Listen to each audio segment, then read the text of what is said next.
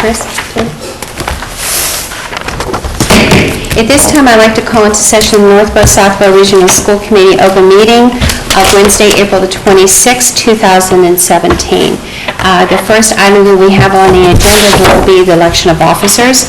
And as our policy, the most senior member always has the gavel for 5 seconds, and until I take the nomination for chair. And as last year, it was the Northborough term, so we alternate every year. So this time, the chair, vice chair, and the secretary will come from Southborough.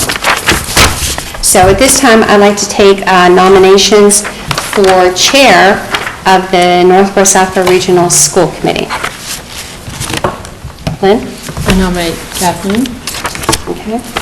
Made by Lynn. Is there a second to that? Second by Raj. Are there any other nominations? Therefore, I see that the nominations for the chair are closed. All those in favor of the nomination of Kathleen Pelechko for chair for the next term of Regional School Committee, please signify if you're in favor of the nomination. And it's unanimous. Longer than 5 seconds. Oh, I've got to cut it down. But that was Congratulations. Thank you very much. It's a hard-fought battle. All right.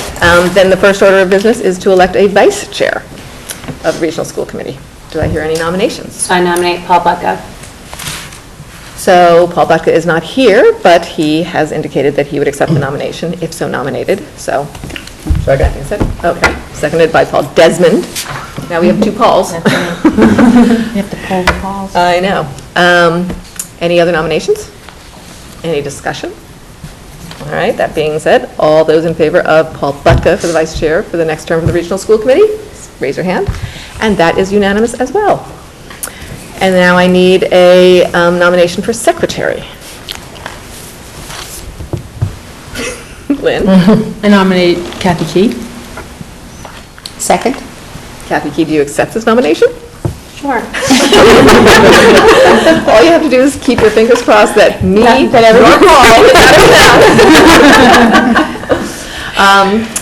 anybody else? Any other nominations? Any discussion? All right, then all those in favor of Kathy Key for secretary for the next term of Regional School Committee, raise your hand. And that is unanimous as well. We are such a collaborative group. Good. Oh, good. Okay, then I am going to my different meeting. Yes? Do you want to vote the union members? We don't have. No, we don't have union members. We have to have We don't Northborough have them session. yet. Yeah, Northborough's got to have their session first. So then Southborough I'm, already has. what? Southborough, I think, Southborough already has has. at the school committee meeting, Yeah. right, Paul? So we will elect the union members, officers, at the combined meeting. Right. Because we have to keep our meetings straight. We're in the Regional School Committee meeting now. So, move those away. All right, election, okay, the next thing on the agenda is public hearing on school choice. I will turn it over to the superintendent. Well, thank you, newly appointed Madam Chair. And it is May, and that means we will need to conduct our annual public hearing on whether we will be a district of choice, school choice, that is, or not, for the 2017-2018 school year. This vote is regularly taken at the May meeting, and the formal vote as to whether or not to choose to be a district of choice or not will be taken within the actual Regional School Committee meeting agenda. This is required by Massachusetts General Law, Chapter 76, Section 12B, and the school committees are asked at this time to consider whether their district should be in the school choice program in the next year. If the committee chooses not to accept school choice pupils from other districts, they must vote prior to June 1st, and this vote is required to be sent to the Department of Elementary and Secondary Education and so recorded. If we do not take this vote by June 1st, we automatically, by Mass General Law, become a school choice district. And again, the chairperson will welcome any discussion on this topic at the conclusion of the public hearing. Historically, the Regional School Committee has not been a participant in the school choice program, and it will be and is my recommendation to the Regional School Committee this evening that we do continue this practice and not choose to participate in the FY 2018 school year. The recommendation this evening is based on the following. Our current class enrollments and the availability of many singletons here at Algonquin for our students that are part of the Northborough-Southborough community. The impact on enrollments in successive years. Once a student is enrolled in the school choice program, they are enrolled for their length of time here at Algonquin Regional High School. The reimbursement rate, which is and always has been $5,000 per child, equates to less than 1/3 of the actual per pupil expenditure cost for a student attending Algonquin Regional High School. Our neighboring districts, including our sending districts, Northborough K-8, Southborough K-8, are not identified as school choice districts. And it is for those reasons that I recommend that the school committee, again, continue the practice of not opening our doors for school choice students in the coming year. Okay. Okay, I welcome any discussion on this topic. Does anybody have any questions? It's a public hearing, so anybody in the audience? Any questions, any discussion points?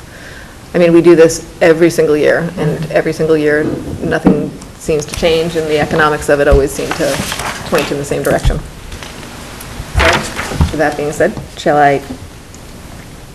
are we taking the vote now? No, or it's on the agenda. It's on the Further on the agenda. agenda. So now we'll just close the public hearing. Do I gavel? You can gavel. All right. The public hearing is closed. All right, then we'll move on to the rest of the agenda. First item is action on the minutes, but before we do that, I would like to welcome our new member. And would you like to introduce yourself and just say hi to everyone? Okay. It's live. My name is Janetta Choi, and I've been living in Northborough for about 5 years now. And I thought I'd, step out and become part of the community and see what I can do. Good for you. Thanks. Thank you very much. Thank you for your service before you've even served a day. All right, then moving on, action on the minutes. The minutes of April 26, 2017. Madam Chair? Yes, Joan? I move that we vote to approve the open meeting minutes of April the 26th, 2017. Do I hear a second? Moved by Joan, seconded by Kathy. Are there any questions, changes, suggestions, comments? Nope. And all those in favor of approving the minutes of Wednesday, April 26, 2017, raise your hand. 1, 2, 3, 4 in favor. Any noes? Any abstentions? 3 abstentions. But that still passes, so thank you very much. Next thing on the agenda is educational policy. Superintendent Johnson? Yes, we have a field trip, and this seems to be an annual event as well. It's the student leader, the Best Buddies student leaders and advisors overnight field trip to the Best Buddies International Leadership Conference. We hear from Mr. Hausman that it is, and the students, that it is a spectacular opportunity to engage in leadership opportunities. See a little of Indiana this year. And again, this evening, Mr. Mead, I don't know if you'd like to add anything, or we go right into a vote to approve. Just to reiterate what you said, Superintendent Johnson, we do have a sterling chapter of the Best Buddies organization in the state, and a lot of that goes to the leadership of that particular group, headed up by Mr. Hausman for many years now, but he has a very, very fine caliber of leadership that's coming up through the ranks year after year after year, and a big part of it is going to this summer convention, so strongly supported. Okay, any questions?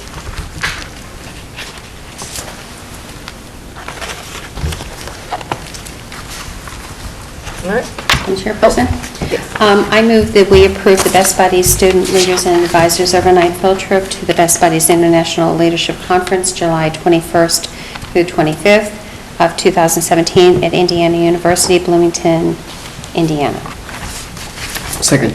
Moved by Joan, seconded by Raj. Any other discussion? All those in favor? That is unanimous. Okay. Well, Best Buddies, they're going. All right, next is new business update on athletics. Who are we hearing from? Why don't you take these seats and move down? I would just add that Kara Ellis, our athletic director, was here at the conclusion of our fall-winter season, and she did share with us that she would be back to give us an update on all of the great athletic activities since that event. So here she is to give us an update for spring and maybe summer and fall. Lieutenant Swing, thank you very much for the opportunity to be here and share with you some of the highlights that we had in our winter season and give you some promising news for our spring sports as well. In the winter season, we had 390 students participate in winter athletics, which is very consistent with the numbers that we had participating last year. We had 3 league champions this winter. We had boys basketball, the girls ski team, and the boys ice hockey team. So all 3 of those were league champions. The wrestling team were the Division II Central Sectional Champions, which was an outstanding honor after a lot of hard work by those boys, and very good for the program. Some other league highlights, we had 28 league all-stars in the winter season, so that's a lot of hard work by student athletes. And Algonquin in the winter season was host to the MIAA Division II State Wrestling Tournament. It was a 2-day tournament. We had over 300 wrestlers here over those 2 days. It was a pretty amazing event and a great showcase for our school, and very exciting to watch. If you haven't had an opportunity to see a match, very exciting. We were also hosts to the MIAA Gymnastics State Tournament as well, and had teams from all over the state here for the gymnastics tournament. So that was very exciting and another opportunity to showcase our school. Gymnastics, the gymnastics team was the MIAA recipient of an Educational Athletic Achievement Award for community service and leadership. They volunteered their time over the time at the gymnastics tournament, the state tournament, as workers, as floor runners, as flashers for the scores, and just last week were presented with that award, so we were very happy for them. Some spring highlights. In March, we ran the Algonquin-Shrewsbury Youth Leadership Workshop again, and I actually invited Dustin Hartnett here. Dustin Hartnett is a two-sport athlete for us. He played soccer in the fall, and he's on the undefeated volleyball team this spring, and he's been a participant in it for 2 years. So I invited Dustin here to talk about it for a minute. Hi, thank you for having me here tonight. The conference, the program that we put on in the spring with Shrewsbury High School is a 2-day program. It's 4 hours one day and 8 hours the next day. And it's a chance for these athletes, these rising leaders, to figure out how to lead, what leadership style they should take on, and give them a support system to lead their teams in their various sports.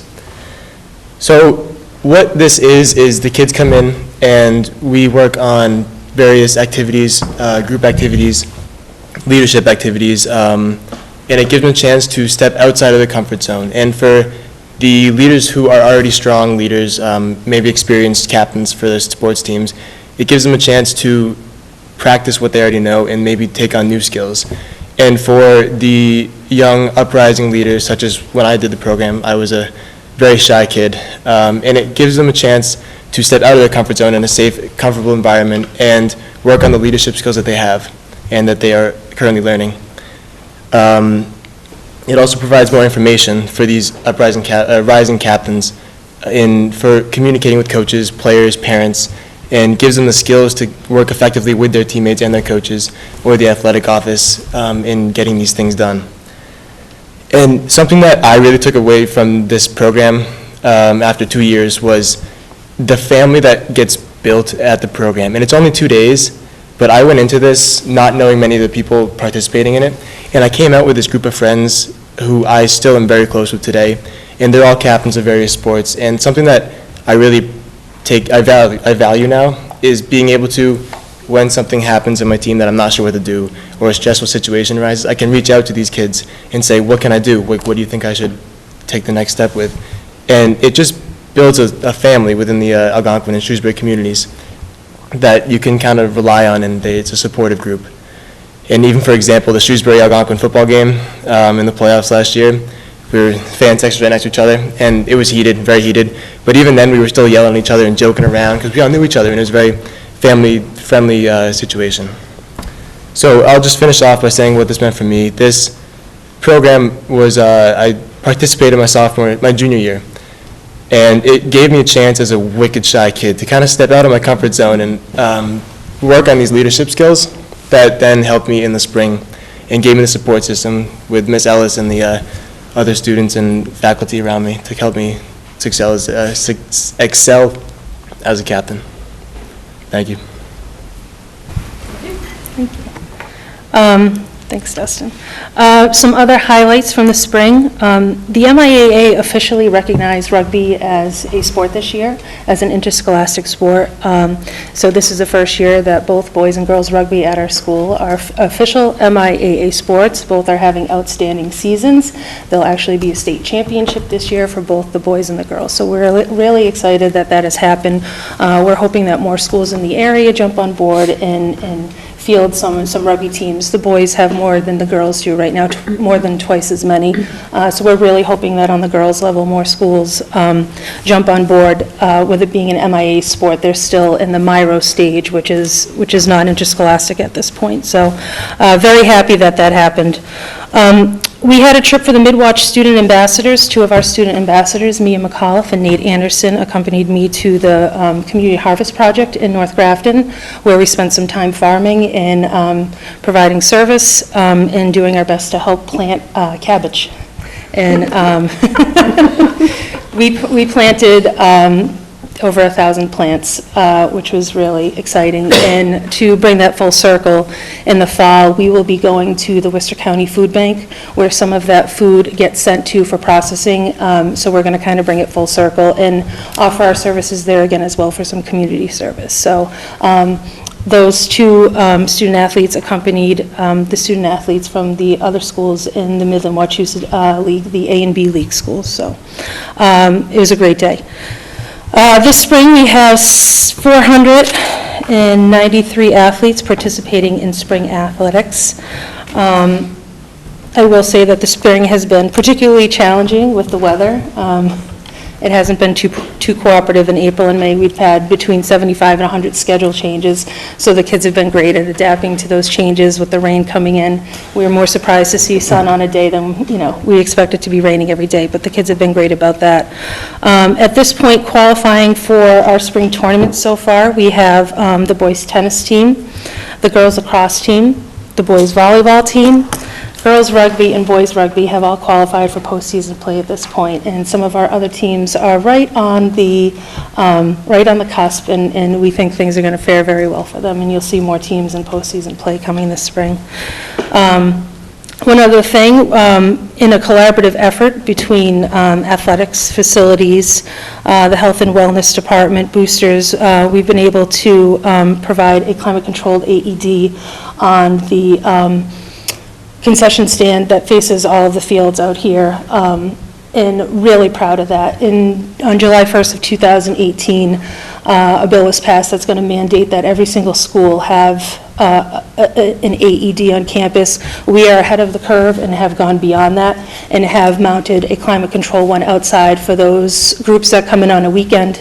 A youth lacrosse group that might come in on a weekend, a youth baseball group, a camp that's being run here. When school's not in session or after hours, we have that climate control AED out there. So really proud of that effort there. And I'm also proud that all of our coaches are going to be ahead of the curve with training with an AED. That bill is most likely going to pass, and that's through the great efforts of Steve Godbout, who also was a spearheaded the effort on the AED bill, that all coaches are going to need to be certified on how to use an AED, and our coaches already are. So we are really proud of that as well. So those are a couple updates that we have from the spring. I'm happy to answer any questions that anyone may have. Concerning the AED, what type of signage will be out there? I know that you were saying that you'll be educating the coaches and all that. They'll know where it is, but just in case another coach from another team comes and can't get in touch with ours right away, what kind of signage is going to be there so it's very visible? So there is a sign that is already mounted out there that indicates that it is an AED, and they also provide instructions in there as well in the climate-controlled AED box, in addition to the AED itself providing instructions on how to use it. Mm-hmm. Will there be information that will be provided to the other coaches, like I know sometimes there is, sometimes the coaches, there's like a directory of directions and where all the fields are and everything. Is that going to be marked on the map so that coaches that are coming in from visiting schools will know exactly where that is? We can definitely do that. Okay, I think it'd be very important to have it on the map and to have that to be highlighted. That'd be great. Thank you. Yeah, most people probably don't expect it, No, right? yeah. So they wouldn't even know to look for it if,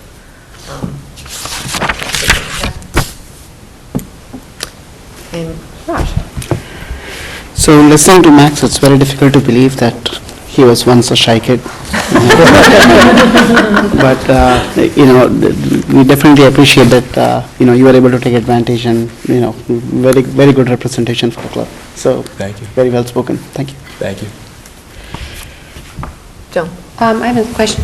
The intramurals, do we have those going in the spring until the end of school? And what ones do we have available to the students that don't make the varsity sports? So right now, we do have intramurals going on, and actually, there was an ultimate Frisbee game going on the field yesterday afternoon. So Andy McGowan is the intramurals advisor, and he runs a variety of intramurals. I know Ultimate Frisbee is one of the ones that's running right now. And do you know how many students we have that are in the different intramurals for the spring? A total, no, but I can definitely get that information for you. Okay. That'd be nice to have, can I continue? It would be nice to have that, especially in all your reports, because, we have the varsity sports, and we know how important those are, but we also have those students that, I think, a program was established to have the intramurals, which allows those other students to have the physical activity and to still be in the sport, if you said even Frisbee, something like that. So it would be nice to know in the fall and the winter and the spring, what intramurals there are and how many students we have participating. Absolutely. Thanks. Any other questions? I have one. Every time I pick up the Harbinger, it seems like there's another, group of pictures of kids that are going to play college sports. Is there just sort of like an end-of-year summary? It probably still is continuing now, but I don't know when these due dates are, but do you have some idea of, like, overall, how many kids are going and what sports they're playing in? So some of the kids report back on what they're going to pursue, some don't. Some have sent out, the tweets. We've had some of our coaches send out the tweets on, these are the kids that are going to be going to play this sport. We can definitely send out an end-of-the-year report on, here's the entire list of our student athletes who are going on to play athletics at, the post-secondary level. I think it would be interesting. It would also be sort of motivational for, classes that are coming up to kind of see, because everyone hears it's so hard, it's impossible, and what do you think, you're going to the NFL and things like that, but I think it really is. I think you have a great story to tell. We have a lot of Absolutely. success in that area, and we should shout it from the rooftops. We definitely should, and when the student athletes come back, I was just speaking to, a couple of our student athletes who just came home for the spring season, and just great talking to them about their experience there. I'd love to be able to have them talk with our, our juniors and our seniors and our underclassmen about, hey, this is what it was like for me, in college participating in athletics. It's doable, you can do it. I was able to manage it with my workload and things like that. So that's something that's been, in the works as well, to bring back some of our student athletes who are already Yeah. there, so. That would be great. Thank you. Any other questions? Then, I think we will move on. So we have a very generous donation by the Athletic Boosters Organization, which is so noted in your packet, as along with a copy of the check. And what I would like to do for the committee is put the discussion of donations sort of in context of why not only this item, but in the future months, particularly as we move through next year's agenda, we're going to be seeing many more donations from the Booster Organization, not because they've just started to donate to our school. My goodness, we know how much they've donated time and money and equipment and assets over the years, but in fact, because we're required to do this officially. As you know, we've had a number of corrective action points that we've been talking about, and that we have had an audit of all of our revolving accounts and our practices and many manuals to write. And a part of that is to, in fact, formally, for any donation of equipment, money, funds over $500, we're required by the regional school committee or any school committee to formally accept that donation in. And those monies, if in fact they are donated funds, are not intermixed with budget or even the athletic revolving account. They are in fact set up as part of a gift account. So this is a process that we've actually started talking with the booster organization about last summer when they had an opportunity to sit with our legal counsel to hear some of what that would look like. In conversations with the booster president, we realized how cumbersome this could be given how much the booster organization provides on a regular basis to our school district. We've done a very in-depth analysis, and we have come to appreciate the in-kind contributions and the extent to which these contributions support our athletic program, and realize that it would be such a cumbersome process if for every $500 worth of equipment or supplies or money, they were asked to come before the committee. So working with Mr. Forbush, we're trying to streamline this process, limit the one-line presentations to capital kinds of contributions, equipment of sizable cost. If you think about $500 being the benchmark, my goodness, all the contributions that come our way in excess of $500. So the conversations that we're having is to really share and together formalize a process that doesn't become overburdensome for the booster organization when they're trying to do so much for our kids. What that might look like is a year-end summary of total dollars committed or gifted or donated, and then just sort of a blanket statement about what all that would mean, what it would support. In most cases, it's, maybe some field equipment, maybe some uniforms and bats and balls and helmets and oh my. And so we're working on that together. Donations such as this that are actually taken in as an asset by the district and then made part of our liability insurance and all those kinds of things that have to take place so that people can use these without follow-up issues will be coming before the committee in this format. And I also think that for all those parents and the booster organization, it's a little bit of great public relations and publicity to say, look, this is where your hard-earned dollars are going, and these are the kinds of things that your efforts are going to support. We continue to work with them to identify overall costs for our athletic program, and I'm pleased to say that they've been very much a partner with us on this.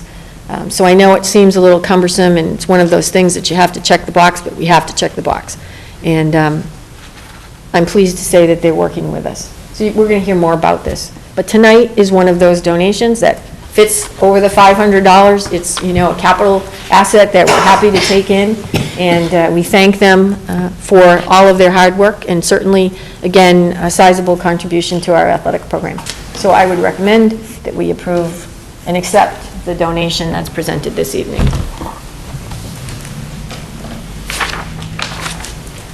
In the form of, I probably should say this for the record, the letter is, please accept the attached check for $5,979 to be used for the purchase of a gas golf cart from Kingston's Carts. The Boosters Club approved the purchase of the cart in conjunction with discussions with the ARHS Athletic Director in support of general ARHS Athletic Department needs. It is also important to note that that's their money and they can spend it, how they wish. And we're grateful that they choose to spend all this work and funds in support of our athletic program and in some cases student activities as well. Questions? Lynn? I was just going to make a motion. Oh, make a motion. Okay. I move that we accept the check, the gift of $5,979 from our Boosters Club for the purchase of gas golf cart. Okay. Second. Moved by Lynn, seconded by Raj. Now, any questions or discussion? Joan? Questions? Just supporting Christine in what she had said about and I agree that I think that as the Boosters is growing and serving as a member of the Boosters back in the early 2000s, I like the transparency of the funds and letting us know. I think that the APTO comes and lets us know, and through this open session that we have and from the public watching it, it gives the transparency and it allows them to know the great support that the boosters are given to us, because otherwise when we total up those monies from the APTO and even the K-8 Southborough and Northborough PTOs, it helps us in our budget process, because otherwise those would be possible expenditures that we would be having. So I think for that reason, and I know all the time when the APTOs are going, and what they're funding, that would have been other things on our budget, which would have increased sometimes our budgets by 1%, which is a big deal in this economic climate. So I appreciate that, and I think that, it's like I remember in the boosters back then doing the icing machine, and they had an education on what the icing machine was for. It wasn't for the ice cubes in the drinks, it was for the athletes. I had a question on who would be, on the golf cart, who would be the operators of that golf cart? Would it be just you, or is there a list, could students be driving that? I would say no. Okay, I'm just asking. We've got some golfers I know, so they probably know how to operate that. That's true, no. Myself, the athletic trainer, any of the administration. Okay, and is there one thing that Christine talked about was liability, and I had insurance policy. So do we have an insurance policy on that? Does that come through? Is that? So I would simply, once the vehicle is purchased, I will add it to our list of that we do own. So we do. It will be added to the insurance. Okay, and where is it going to be housed? So it'll be housed in the concession stand that is at the far end of the football fields. The old concession. The red barn? Yes. The red barn? Yes. Red barn, Yes. okay. And this is gas, so it's not electric operated, right? Correct. They don't have to charge it.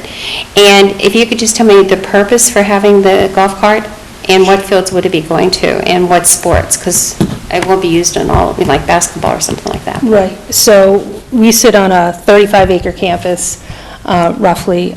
We have 21 acres of fields. So on any given day, we could have 6 to 7 sports teams playing at one time. And on a daily basis, I have a variety of spectators who are coming in addition to the opponents coming. There are many times that we have elderly folks who struggle getting down to the fields, especially for our girls lacrosse field, and struggle getting down there. We've had people in wheelchairs trying to come and get down there. So to be able to provide them access to get down there is really important so that they're able to watch the game. We have a variety of equipment needs to get down there. We don't have any storage on the back fields, so we have kids lugging an awful lot of equipment a very far distance to get it down there, so we'd be able to bring equipment down there. And it's really to service our student athletes, our opponents, and the spectators who are here. And then just to be able to get to places when you need. If there's an emergency and, I'm on a back field and an emergency is happening up on the track, which happened last week, it's significant amount of time to get up there right now. So those are some of the reasons. So the first priorities, because would be for the athlete, for yourself, getting the equipment, and what about I think it's a great idea for those people that have crutches or have a disability to get them out to them. But, you're not going to be running back and forth like an Uber service. So no, but more often than not, on a daily basis, I have injured folks here, whether it's injured student athletes who are trying to get down to the field on another team or one of our own teams, or it's, a spectator who's here, who's in a boot or who has a crutch. So then more often than not, I do have injured folks who are here to watch a game or be a part of the game.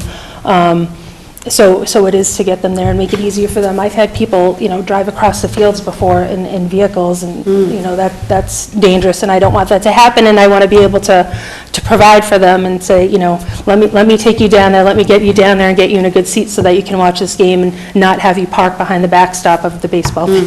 Yeah. Well, I can see you're going to be more popular than what you presently are, so. But congratulations and thank you for the donation for that. Lynn?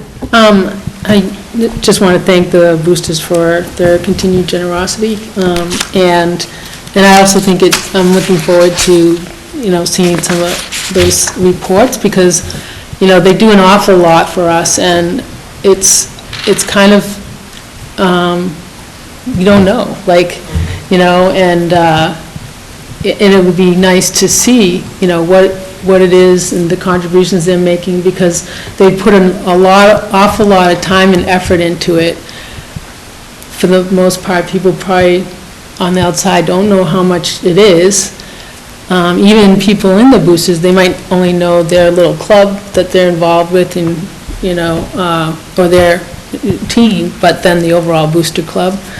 And I think, a lot of times people have a negative connotation to the word transparency, but I think it's like a positive because, they do provide so many resources to our kids and allow us to do so many things. And I think it would be great for the community as a whole and at large, and the school committee, to really know how much it adds up. And I'm looking forward to hearing those reports, and I think it'd only be positive for the boosters to really have some of their tireless work that's almost anonymous to be given a little recognition. Absolutely. Any other questions, discussion? So, along those lines, is there honestly, could we stencil on the golf cart, generously donated by boosters or something like that? Because, I think that would, A, be a really good public relations boost for them, right? Mr. Forbush volunteered a sticker. He's one step ahead of me. One step ahead of us. Okay, that would be great, because I think, it's a huge gift, and they deserve the credit, all the credit. So, the bigger the sticker, the better. All right, we have a motion on the table. Any more discussion? All right, all those in favor of accepting the donation, very generous donation by boosters? And that is unanimous. All right, well, congratulations. Since this is sort of the first time, Yes. we don't have to do anything else regarding it right now. Okay, great. All right, then moving on, we are at the naming subcommittee update. It's hard to believe that it was almost 2 years ago that the naming committee formed. And this is a significant event for our school district. It is probably one of the most formalized processes that we have in place, and one that really does engage all the stakeholders within our communities. There are appointments from the town offices for positions. Parents are on this naming subcommittee. And for the period of the time that the naming committee forms, generally it's 18 months. Last year, I think in January, we voted to extend that by 6 months in the hopes that some of those initiatives that were brought forward would come to fruition at the close of this year. And that naming committee serves in its capacity, consistent with policy F100, for the length of the time of the appointment. I think it's also timely to note that we did in fact have another submission for the naming committee, and that was made by the Algonquin Athletic Boosters Club. And while it did not it came before the committee at our last meeting, and while it didn't necessarily fall under the auspices of the policy, it did provide us with an opportunity to support the work that we're trying to do, which is to create, and we've been trying to formalize this policy for a number of years, 6 that I'm aware of anyways, if not before, an advertising policy, a recognition policy, a donation policy that would allow us to do just what we talked about. Transparency of appreciation for those who give so much to support the great work that we do in our school system, our teachers, our coaches, our administrative team, certainly. And so we realized in this conversation that there is no way for someone to do that in any formal capacity that's supported by policy, because it's the naming committee, which is about naming a part of the facility or campus, or nothing else. So the subcommittee has been doing a lot of great work. We sent the draft of this policy to the booster organization for input, so they could help frame the work that we're doing, because they, in fact, are one of the biggest, benefactors, if you will, and they, in fact, have the folks who are interested in signs and giving a nod to coaches and individuals in the community, and that's exactly what happened earlier this year. But there was really no appropriate way that we could take that in. And so I think the school committee really recognized that, and I'm delighted that that happened, because it sort of gave us that extra push to go ahead and start for the very first time an advertising gift and donation policy. It's very complex. We read about 8 or 10 pieces of other schools' district policies and have begun the process of piecing it together.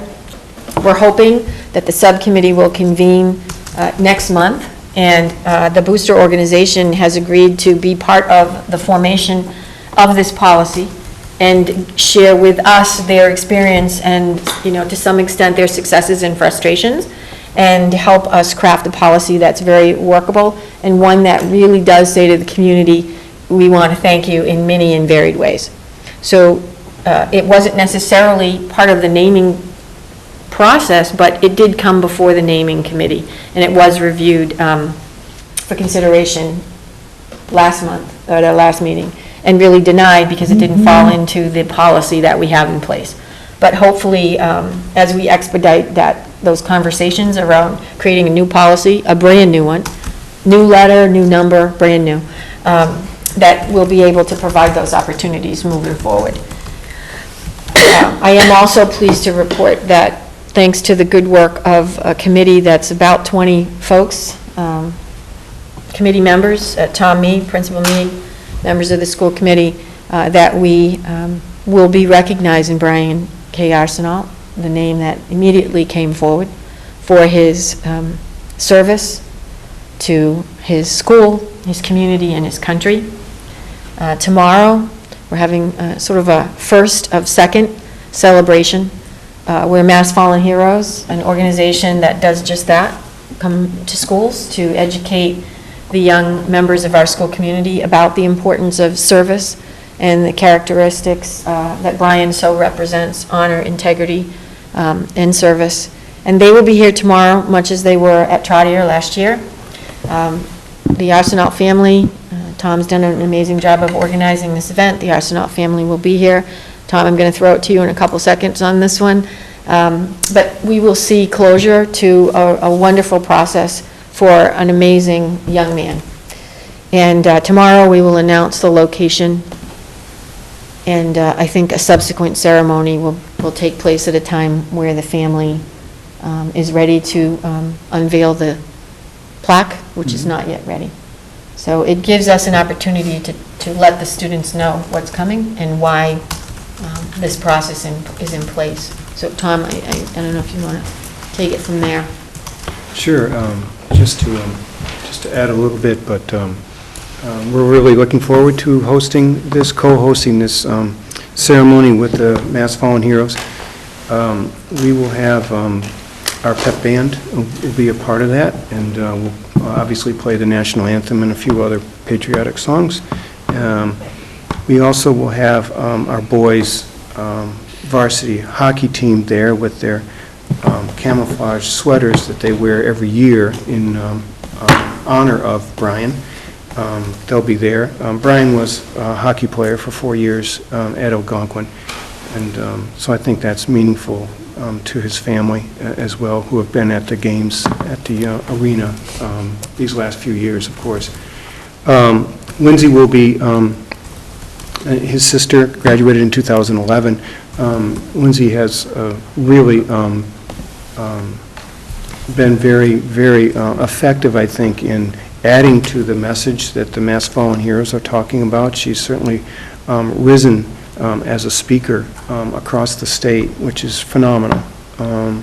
And she, in fact, with her parents, awarded the first scholarships on Monday night at the Senior Awards ceremony. She did a nice job. She did. Yeah.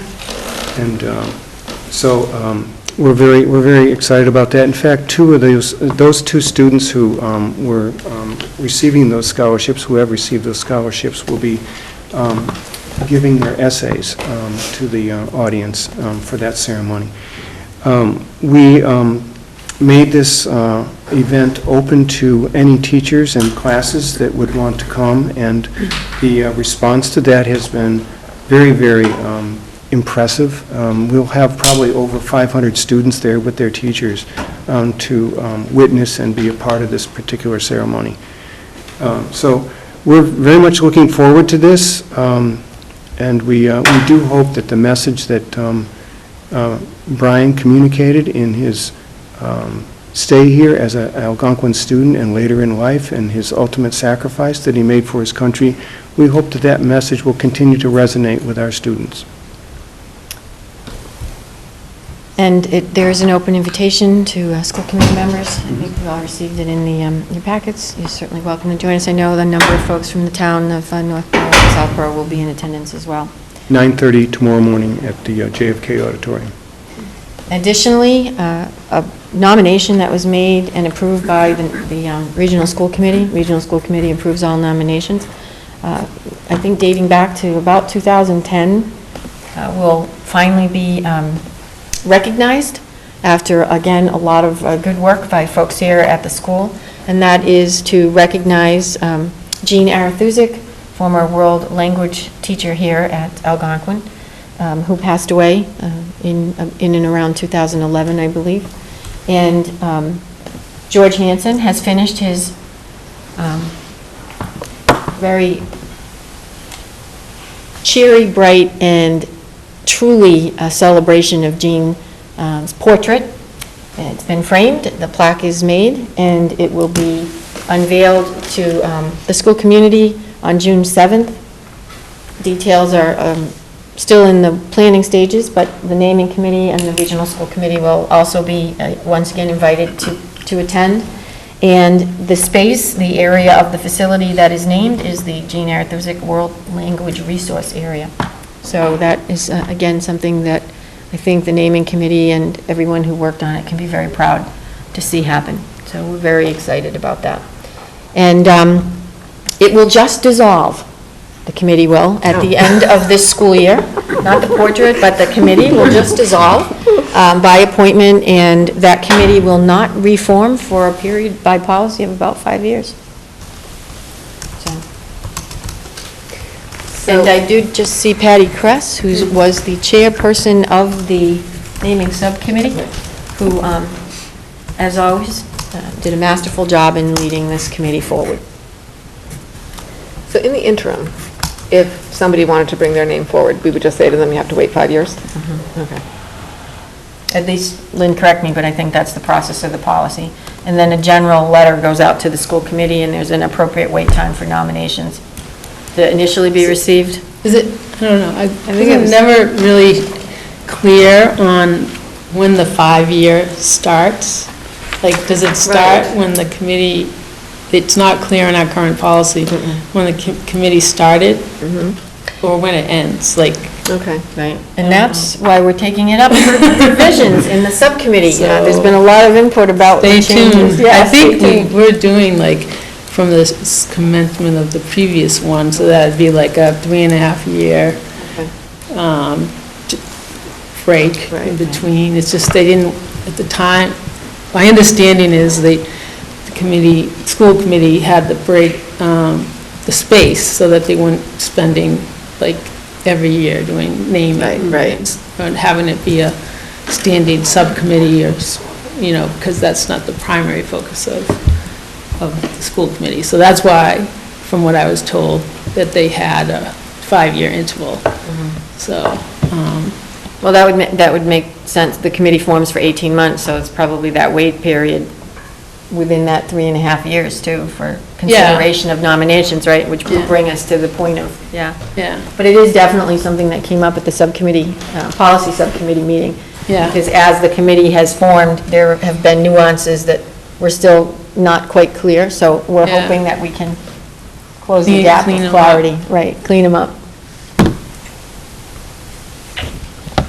And that's the update. And that's the update. Then we're going to continue with you and the update on the principal search.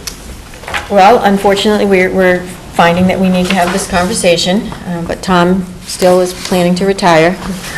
And the search continues. The search committee, again, led by Greg Martineau, and members of the school community, parents, involved in the search committee process. It has completed its work. The next step is for them to make recommendations by either moving someone on to my office or not, and they have moved a candidate on to my office for consideration. And at this point, there's been no determination. One of the things that we don't do very often is conduct site visits. It's something that was very popular some time ago, and sort of we've moved out of that phase. It is my recommendation, and it is my plan to conduct a site visit. I think that, finding the next principal for Algonquin Regional High School is a significant and challenging endeavor, and going to the next step of visiting any candidate's current employment and site of work is important. So if that candidate does move on, there will be a planned site visit, and members of the search committee will be invited to participate.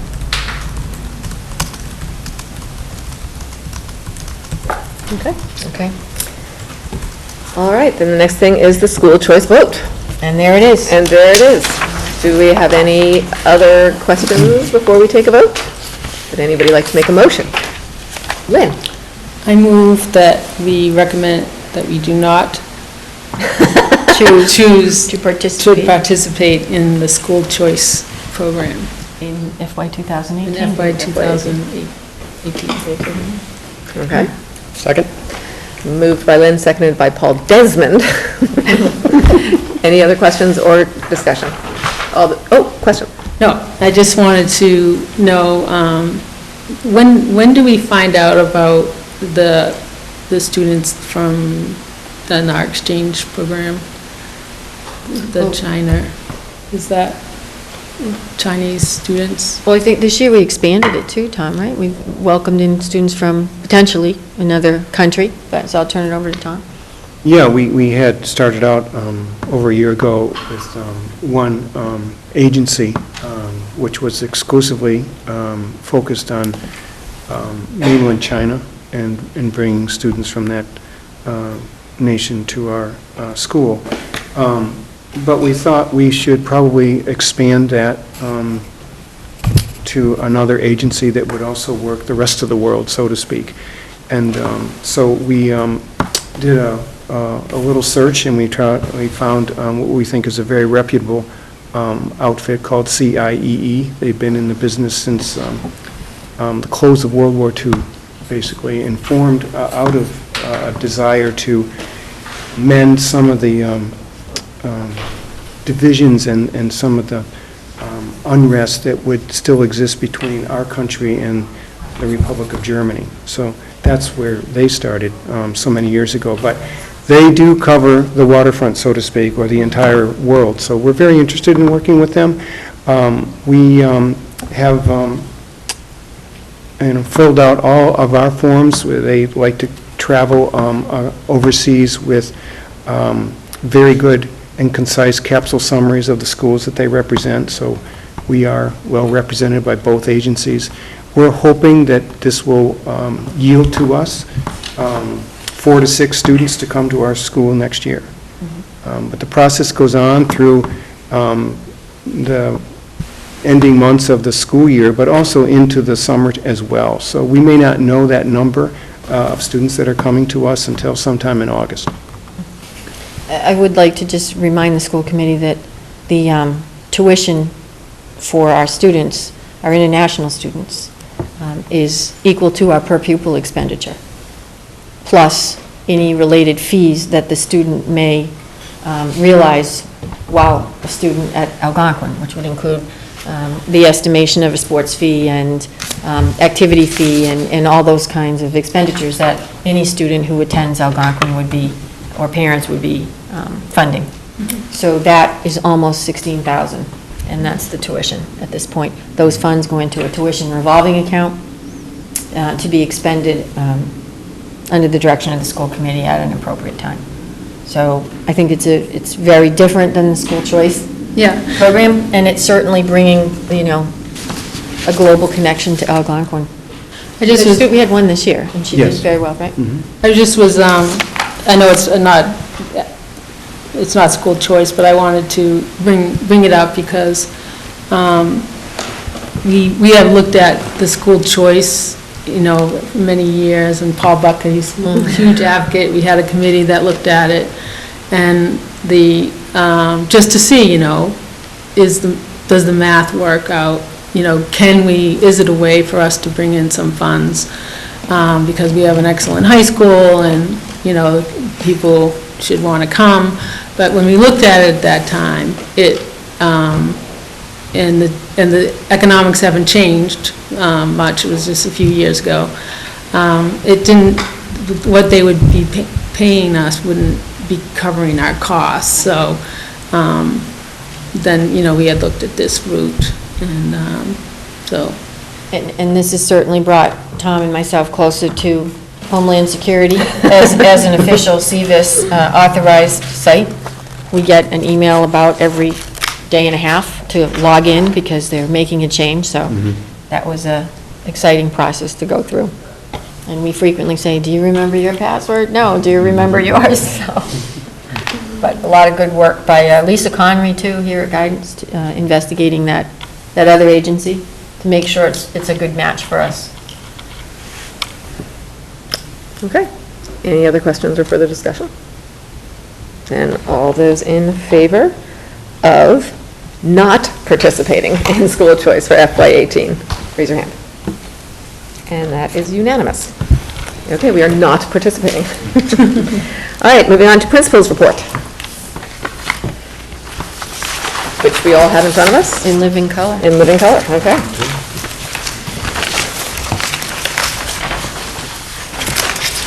Sure. We'll start off with just some of the highlights from this particular report.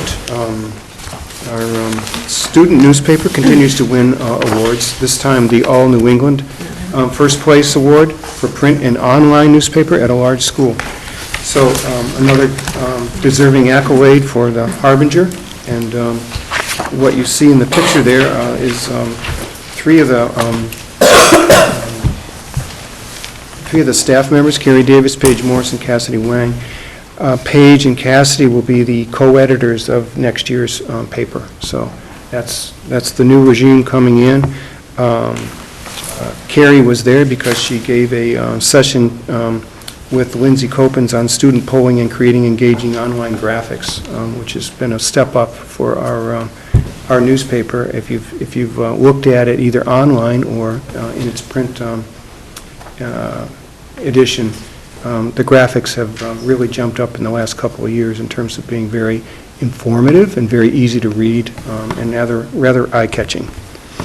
Karen Perry badminton tournament has come and gone. That's the 9th grade brouhaha in the health and fitness classes. They finish their session of badminton with a big tournament, so they had some winners there.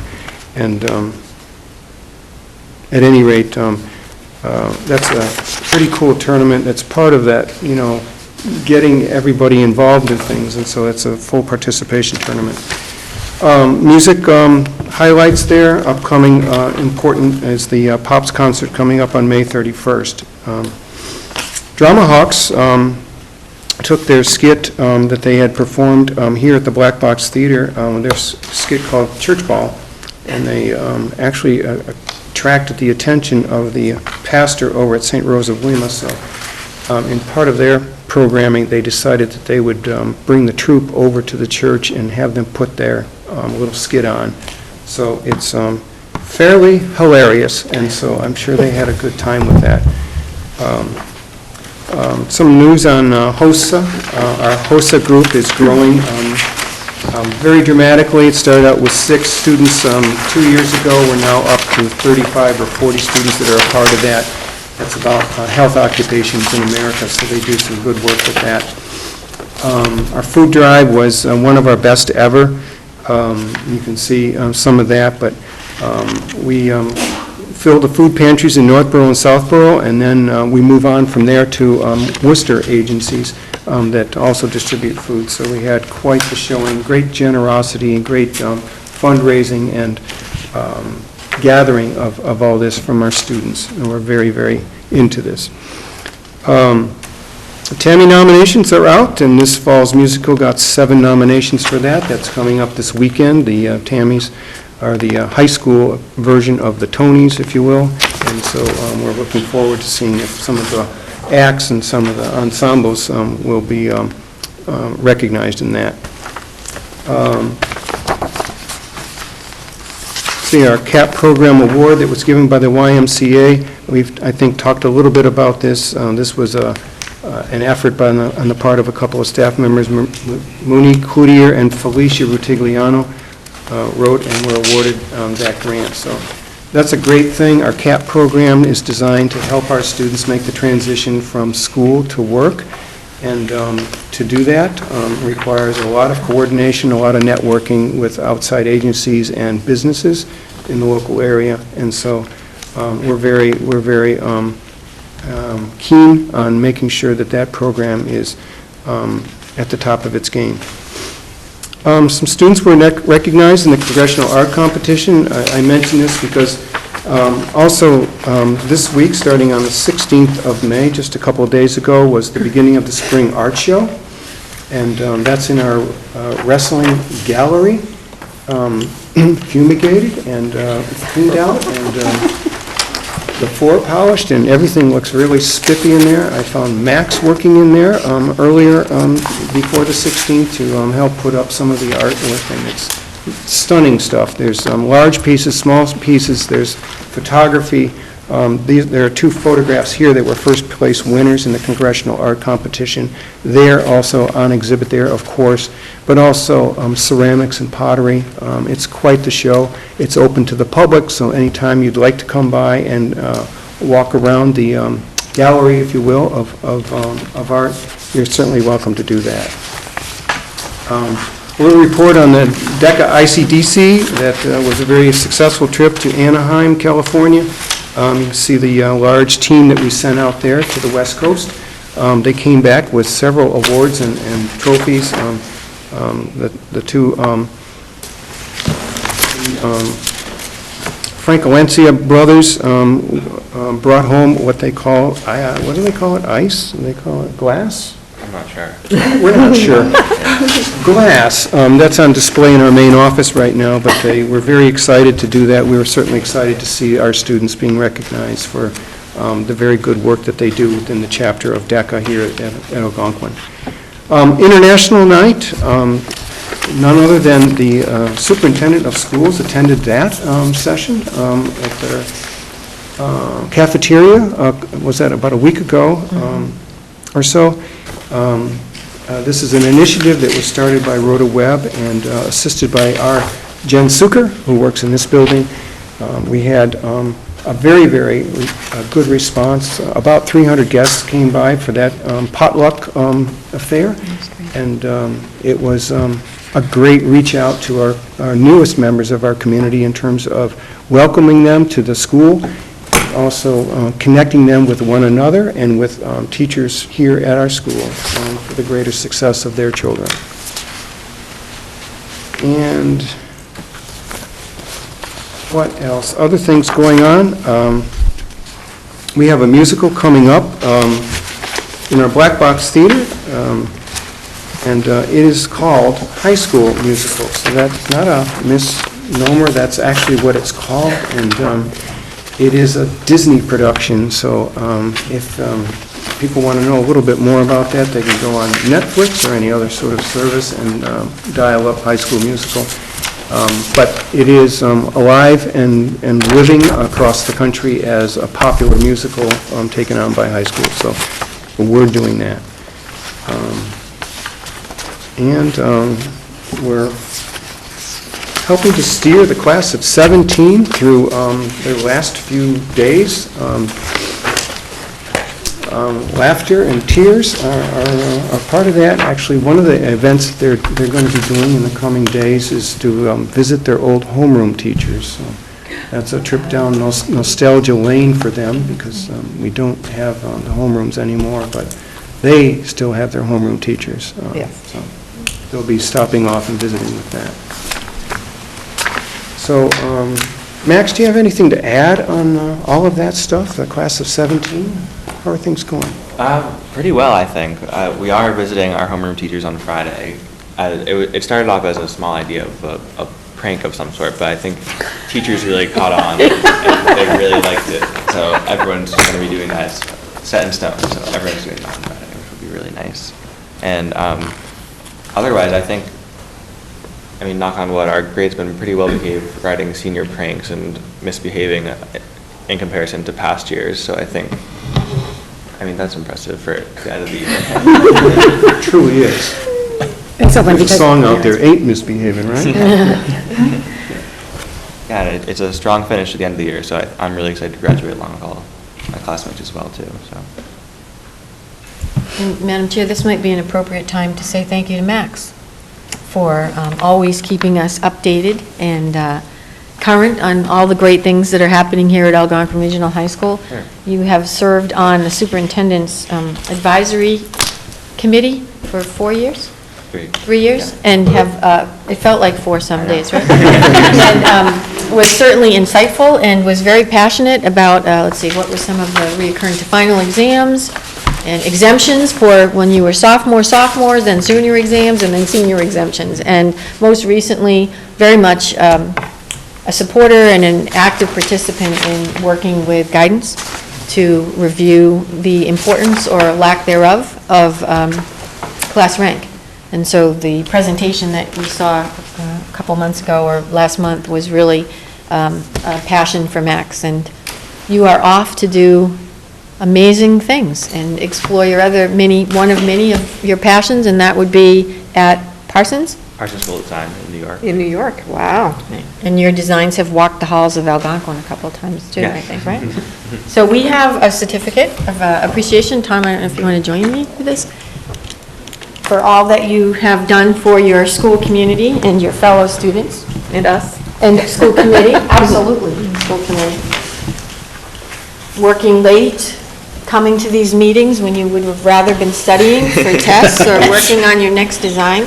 So, Max, we are proud to present you this certificate of appreciation for your commitment and dedication to the Algonquin community and a member of the advisory committee. Thank you very much. Thank you.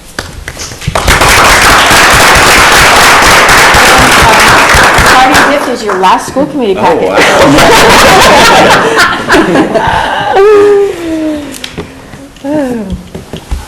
Thank you very much, Max. At the senior awards night, Max received the Principal's Award because of his leadership. And Max, in addition to being on the Student Advisory Committee, is also a member of the Art Honor Society. Wow. He was one of 3 cross-country captains. He also swam with the swim and dive team. And he's been very involved, and increasingly so, as he's grown through the years in terms of representing his class and representing his school. So it's in tribute to that and in appreciation for that he received that award. So. Congratulations. Well done. Okay. Madam Chair, just a quick Yes. comment. I mean, you Yes. folks are probably all used to hearing this principal's report, but it's my first one, and I got to say, it's an impressive array of activities you have going on here, so well done. It's a good report. I have to jump in here and realize that I've known Paul Desmond for years because I served on the Southborough K-8 school committee with him, so I didn't even realize he's new to our committee too. I've been here for a while. And I'm so used to seeing your face at combined meetings that it didn't even faze me that you were there. It's like, of course he's here. Yeah, so Paul, would you like to introduce yourself? And we can welcome you to the committee? Sure. I'm Paul Desmond. I'm from Southborough. I've been on the K-8 school committee in Southborough for the last 6 years, so, which brings you to a lot of combined meetings here, so it's a perfectly excusable mistake, Kathleen. I'm a familiar face around here. But I'm excited to be here. On the regional committee, my daughter's going to be a freshman at Algonquin next year. Wow. Oh, come on, Lynn. I just have to share, when he walked in the door, I started to say he came to the wrong. Didn't you know they switched? So you've been sitting here the whole time thinking, he's at the wrong meeting. He's still at the table, but he's at the wrong meeting. Yeah, sorry I about said the that. same folks. thing. Does he have Paul Becca's nameplate? All right, principal's report complete? Yes. Okay, thank you very much. The next principal has big shoes to fill when it comes to the principal's report, especially when they're in color. This is our last principal's report. Oh, you're not going to get... Oh, yeah, June. No, he's got one more. One more. Oh, good. Phew. didn't order the cake. I know, really Out of do. here. All right, FY17 monthly general fund expenditure report. The monthly general fund expenditure report is in your packet for review, and we would need a vote to approve until audited this evening. No significant variances to report at this time. Certainly working to close this FY 2017 fiscal year in one short month. We should probably mention, we will have a variance because we did qualify for extraordinary relief for circuit breaker. So that will, if you've looked at our special, we've been talking about a Yeah, special yeah. ed budget all year long, saying that we have had some unanticipated expenses, but we did qualify for a little over $200,000. Nice. So that is going to help us immensely in this year's budget. Yes, excellent. We received the check last week. Oh, that was my next question. Yes. Good work. Checks in the bank, not in the mail. Exactly. now. Yes. All right, do I have a motion? Raj? Yeah, I move that we approve the monthly general fund expenditure report until pending audit. Isn't that, yeah, pending audit. Yep. Second? All right, moved by Raj, seconded by Lynn. Any discussion, questions? All right, all those in favor? And that is unanimous.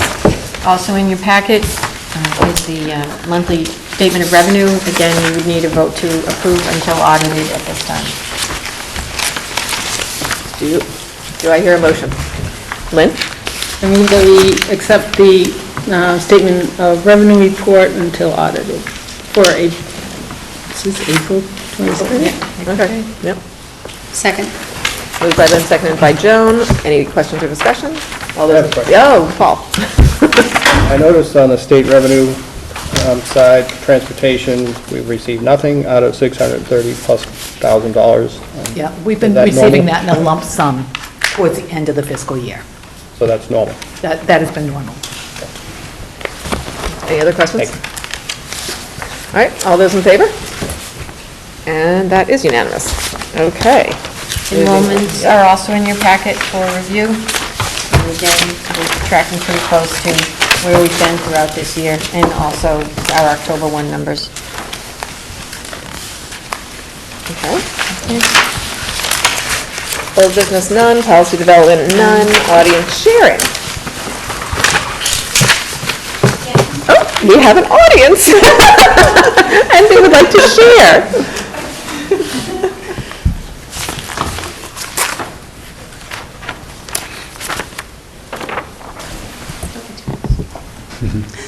Hi, I'm Eileen Cosolino with Southborough Parent. Just a couple of questions. I wish Kara was still here because some of them relate back to her presentation.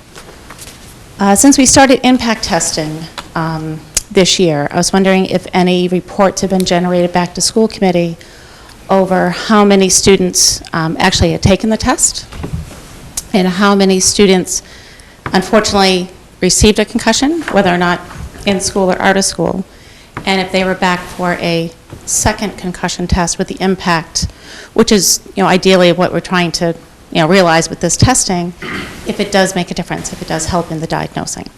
So I wasn't sure if that was something that you'd be asking Kara for, or the district wellness committee for. I think that's an excellent question, and I know that we did ask Kara that question when she was here to report earlier this year. And I think we would need to get that information and certainly make that available next month. Okay. I think it's good information to share with the Health and Wellness Committee, but also with the committee in general. This is the first year that we've really instituted the impact testing. It was something that we were able to bring to the school community in the fall after much conversation, and I know the Health and Wellness Committee, along with Kara, was very much involved in creating the language for the policy, but also the implementation. And so I think it's great information to bring back and a nice closure to, again, another initiative that was designed to really provide information for students and parents. So the minutes so note that, and we'll have that in our minutes, so we'll be sure that we follow up at the next meeting. Second question, Kara mentioned the AED that was donated. Do we know the cost of what that was? And that came from one team or from General Boosters? I was a little confused when she had first said it. She mentioned like 5 different groups, and it sounded like it was a combination of all of them. Is that, and I don't know if that's monetary or just the effort involved, but if that, and that is a monetary donation, we should probably accept it, like we've been accepting. Again, we're mindful of this practice, and I think as we go forward, because we're mindful of it, we know that when any of those kinds of donations, money or in-kind or equipment, whatever that might be, in excess of $500, needs to be brought before the committee. And I think this conversation this evening has elevated that awareness to the point where those things will be brought to the committee as we move forward. And So, it's also, I don't even know if the AED would rise to the $500 kind of benchmark, but I think it's important to have some conversations, just again, to make it known that these great things are happening in our school for our kids, but also that the boosters and other organizations and parents are involved in providing that support for our students. A number that I heard within booster meetings, that the AED was around 1,200. That's, wow. Yeah, that's. Because it's the whole climate control. Right. Type, so it was a, sort of Special. Extra. Yeah. Then also along the lines of boosters, so they're going to give school committee and superintendent a report over basically what their expenses were for the year? So I don't really want to commit to what that form's going to look like, because I think that it's evolving, and it's a conversation that we took up with the boosters, again, in the summer, when they participated in an informational session with our legal counsel. It's, again, information that we received from our own auditor, and I think it's going to evolve. It's something that we need to do as our fiscal practices unfold in that area, but I also want to be mindful, again, that they make considerable donations oftentimes throughout the year. So what that final form is going to look like when we're suggesting or bringing to the committee, the boosters just made a $150,000 donation in this form, is going to take a couple conversations yet. I'm pleased that we're moving in that direction, and I'm very pleased that the boosters are working with this and appreciate that this is not about getting into how they do and how they run their business. This is about something that we are required to do that provides recognition for all of their work that they're doing. And ultimately, how they spend their money is, they're a separate organization. And they take input from us, they take recommendations from us, and all of that, again, is designed to support the mission and the vision of the athletic department and the athletic program that we offer here at Algonquin. But they, council and the auditors, made it very clear that that's separate. We take that in and receive it. How the boosters expend their funds that they've raised, they're a separate organization.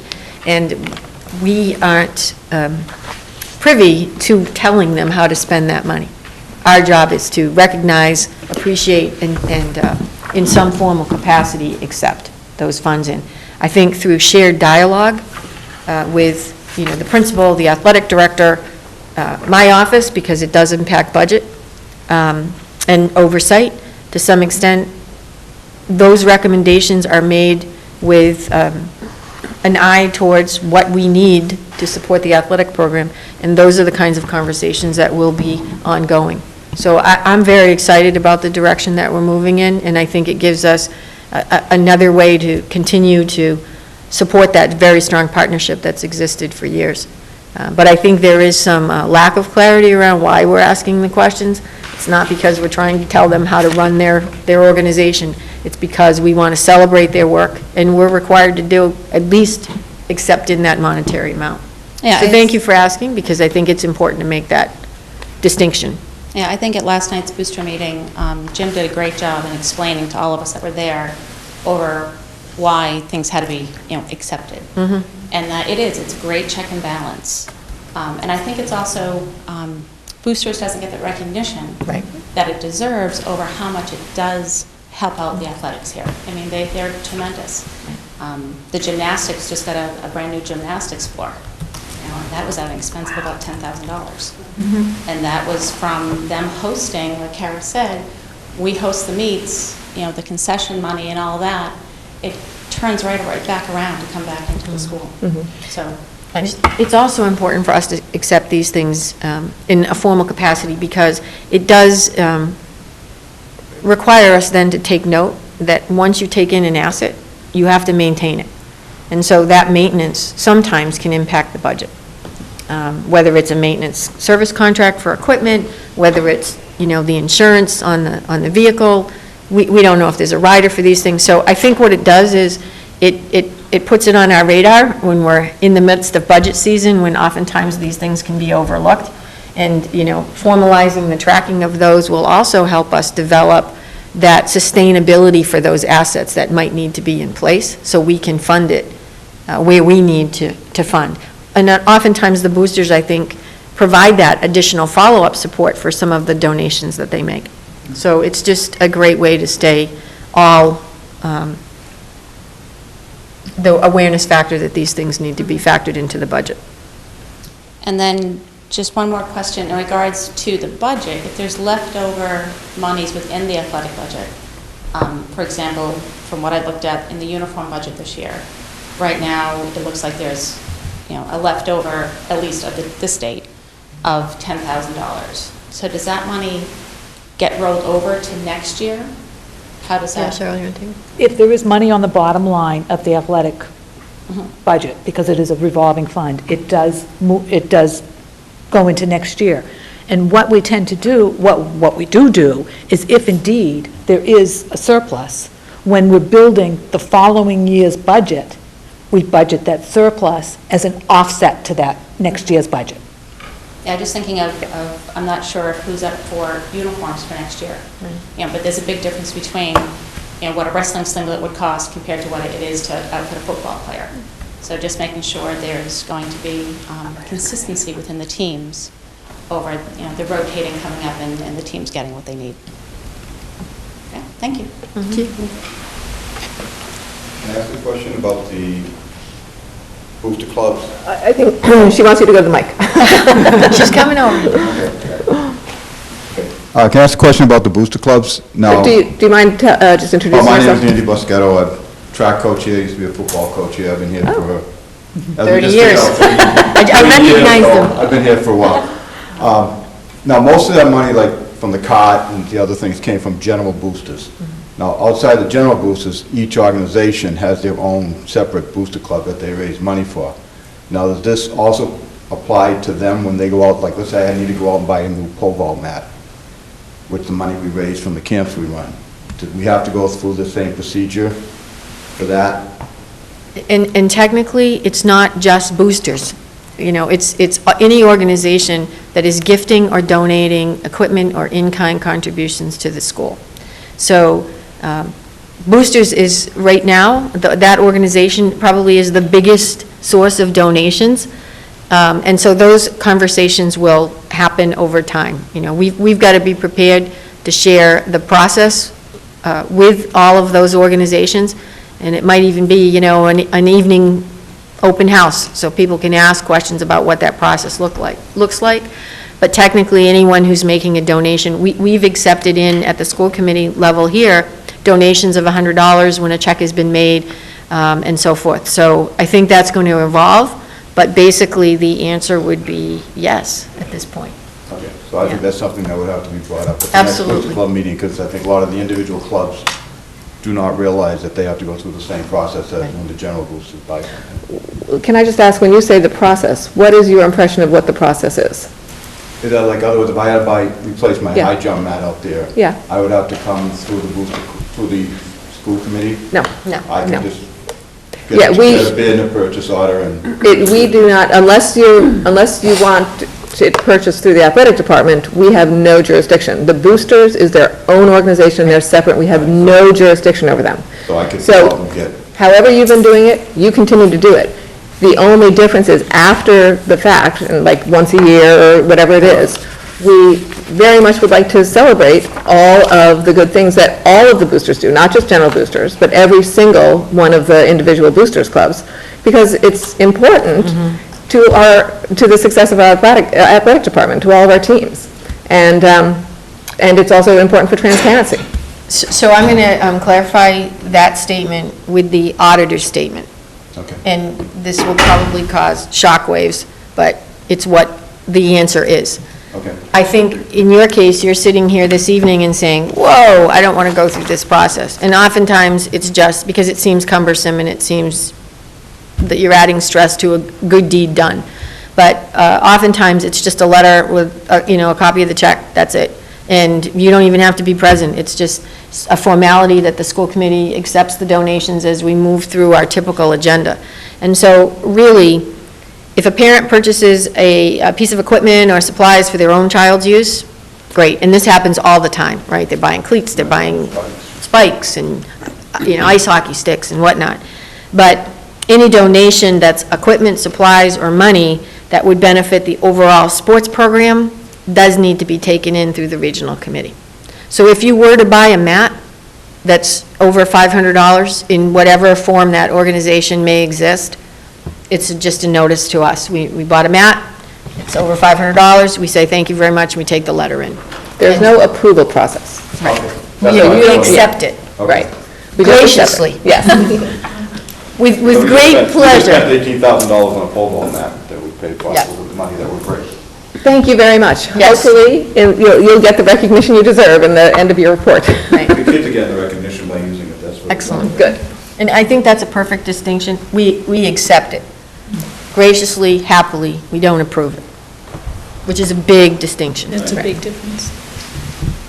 Hello, good evening. My name is Teresa Ferragamo from Northborough. And my question, I have two questions. I'm going to stay on the booster or gift topic just for clarification.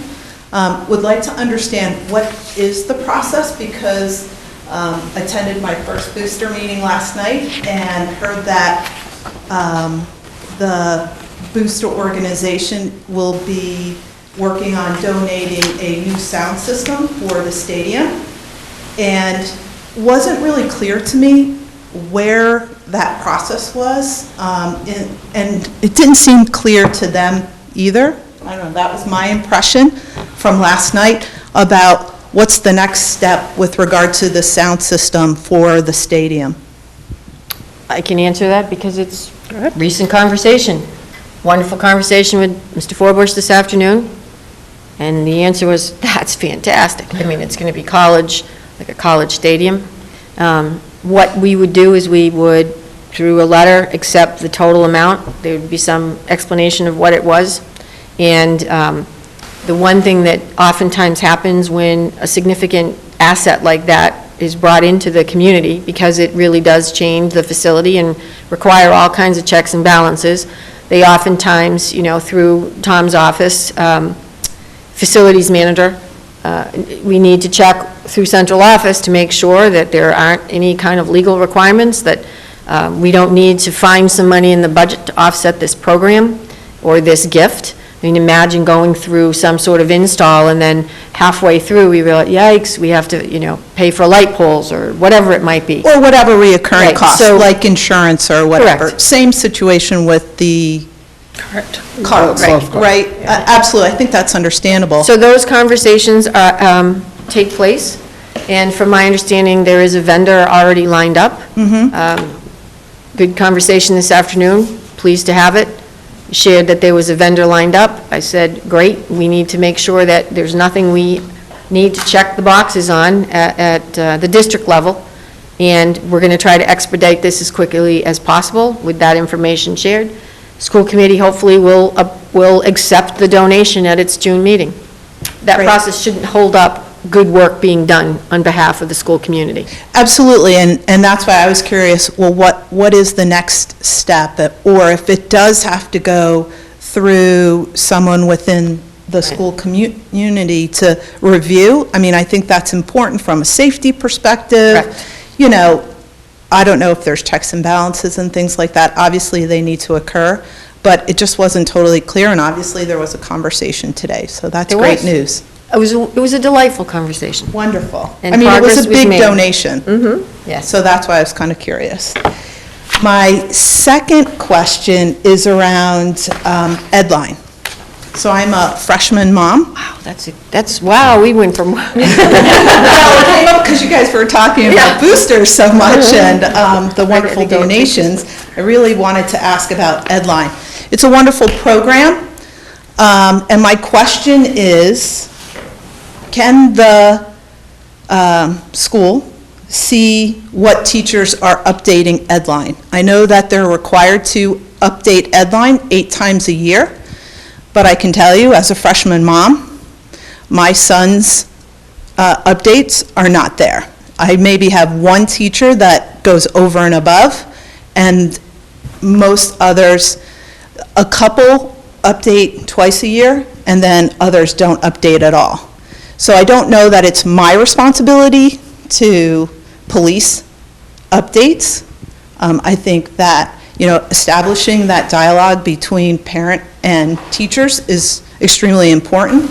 So I'd like to know, does the school monitor updates and encourage teachers to do that? Because I feel that it's really important for parents to stay in touch with what's going on in the school, not only the good works, but the academics as well. I'll flip you a coin for this one. With Edline, we do strongly encourage our teachers to follow, the minimum expectation on that, and you mentioned that, which is twice a term, basically, which adds up to 8 a quarter. We will get back to reiterating that and strengthening that whole message by virtue of the fact that we're undergoing a changeover this year to an LMS, a learning management system, which is also going to embrace and involve the totality, if you will, of communications between the teachers and the students, and also the parents will be also able to access that information as well. So it'll give us a good opportunity as we go through that acclimation process and that familiarization, which has already started now around that learning management system, to fold into that instruction package, if you will, a reiteration of our expectations around reporting on a regular basis for all of our subjects to all of our students. I think it's critically important. I come from a school district in New Jersey, and not only did they have a phone system homework that you could call into at the middle school and high school level, there was online reports that each teacher, every single grade was up there, homework assignments. The amount of communication was significantly more than here at Algonquin, or I experienced last year. And I really think it's critically important to keep that communication up extremely high. And I am rather disappointed in the lack of engagement through Edline, because for me to email 8 teachers every single week or every other week, if there are 30 students in just one class or 25, the amount of emails they're receiving would be crazy. So I would just encourage that increased dialogue or use of Edline, because I think it's the one vehicle that can be used to bring our teachers and parents together. And we know that the more parental engagement, the better our students come out. I think, I just want to comment about the reference to Edline. What we're talking about is a parent portal, and Edline could come and go. It's the vehicle for communication. Correct. So that, I don't want the audience to be fixated on the term Edline, because that's just the product name, if you will. It's a tool, it's a communication tool, and I think by the mere fact that we are gravitating to a more, robust, I don't know what we said before we used the word robust, but a more rich environment for those kinds of interactions to take place, I think that speaks well of the district. We have someone here this evening who's worked really hard, tirelessly, to bring that learning management system to the campus here. And one of the reasons that took place was because we recognized the importance of those communications. So hopefully, with the change to the new learning management system, it will make it easier for parents and teachers to continue that dialogue. Okay. Any more audience sharing? Anyone at the table? Okay, then moving right along to personnel. I do, Tom, I don't know if you want to join me in this. It's an announcement that we're reluctant to make also, but I know that it was shared with the faculty and the students and our NASA administration. Paul DiDomenico, assistant principal here at the high school, has been appointed principal of Neshoba Regional. Yes, Neshoba Regional. I just want to certainly recognize all that Paul has contributed to the growth and the development of our students, but certainly our school community.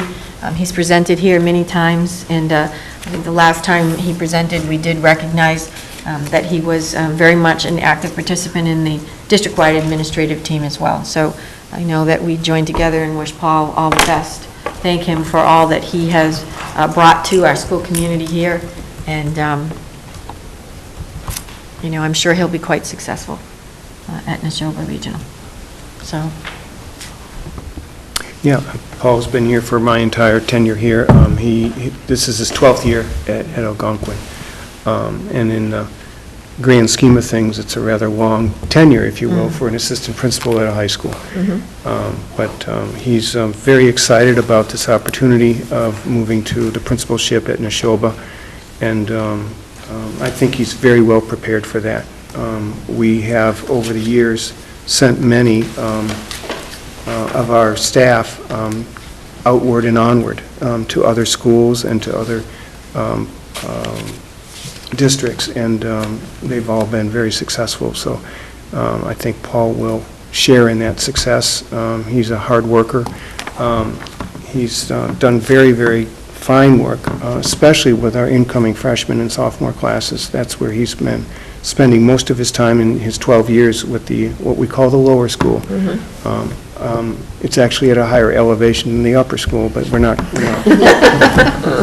It is confusing. It is a little confusing, yeah. At any rate, we certainly, I think the school will rally, and I'm sure that we'll find another assistant principal with many of the same characteristics as Paul, because it's right for this school, you know, to find such a person. But we wish him every success at Neshoba. I'm sure he'll be very successful. Kathy? So can I just ask a quick question? Lower school, upper school, whenever my kids call to say something, I'm like, am I going to the lower parking lot or the upper parking lot? Right. So, that's 3. Right? So is there a search on for assistants already?